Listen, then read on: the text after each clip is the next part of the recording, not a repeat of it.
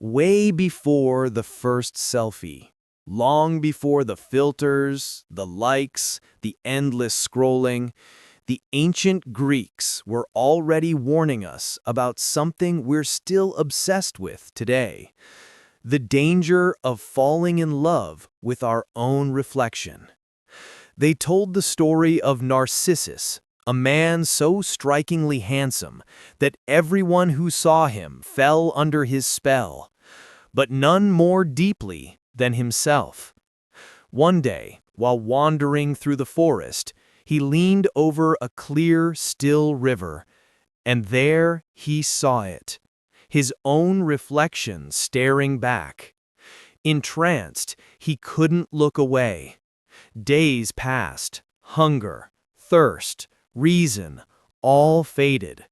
He couldn't love anyone else. In the end, he drowned in that reflection, consumed by his own image.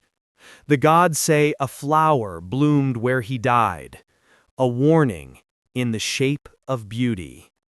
And that's where the term narcissism comes from, a story not about vanity, but about the human tendency to mistake reflection for reality.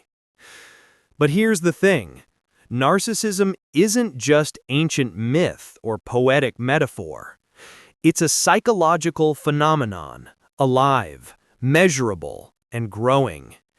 In the modern world, it hides behind ambition, charisma, confidence, even charm.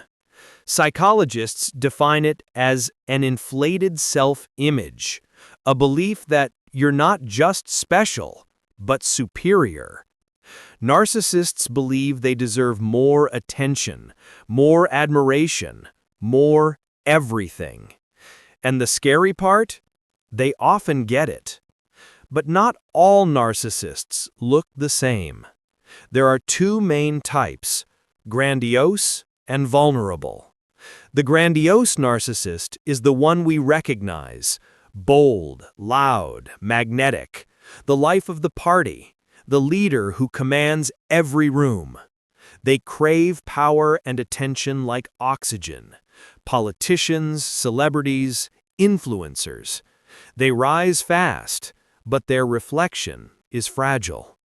Then there's the vulnerable narcissist, quieter, colder, more defensive.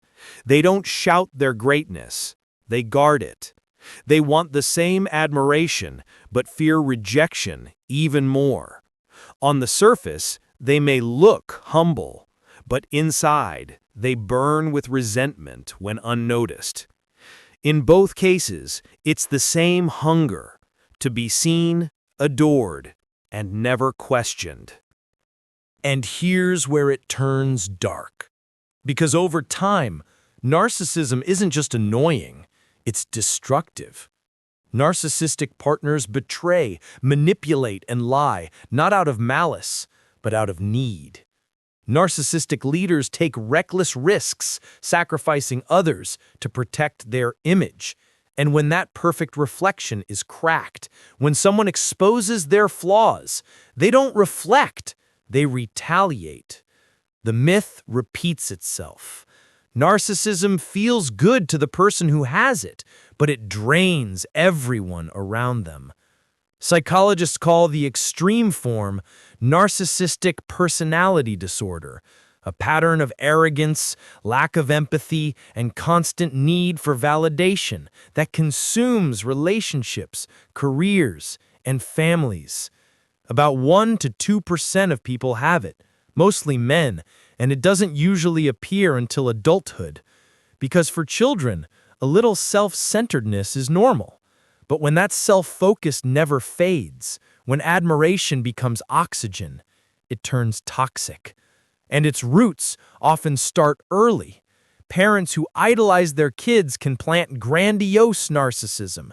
Parents who withhold love or control affection can grow vulnerable narcissism.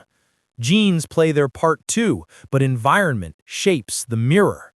And maybe the mirror has gotten bigger. In cultures that worship individuality and self-promotion, narcissism thrives. In the US, it's been climbing since the 1970s, the era that traded community for self-esteem. Now, social media amplifies it 1,000-fold. But here's the truth. Social media doesn't create narcissists, it just gives them the perfect stage. The likes, the follows, the filters, each one a reflection saying, "You matter, you're beautiful, don't stop looking at yourself." Narcissus would have gone viral. But here's the hope. Narcissism isn't unchangeable. With real reflection, not the kind you drown in, but the kind that humbles, people can change. Psychotherapy, compassion, self-awareness, they can all soften the mirror. But it's hard, because for a narcissist, self-reflection is their greatest fear. The myth still whispers a warning. If you stare too long at your reflection, you forget the world around you. True strength isn't found in the image others see. It's in the courage to look beyond it.